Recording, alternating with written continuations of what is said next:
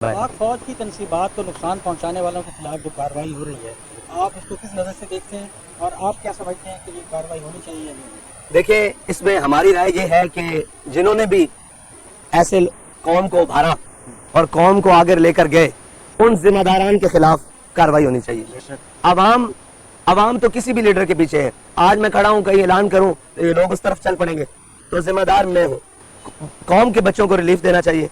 उनसे अगर गलती हुई भी है तो आम माफी का ऐलान करना चाहिए, या उनको कम अज कम इस वक्त उस रास्ते से नहीं गुजारना चाहिए कि फिर हमें खुदा न खास्ता खाक हमारे मुंह में कि हमें बलोचिस्तान जैसे हालात से गुजरना पड़े, हमें सिंध जैसे हालात से गुजरना पड़े, और जनाब खैबर पख्तूनख्वा जैसे हालात।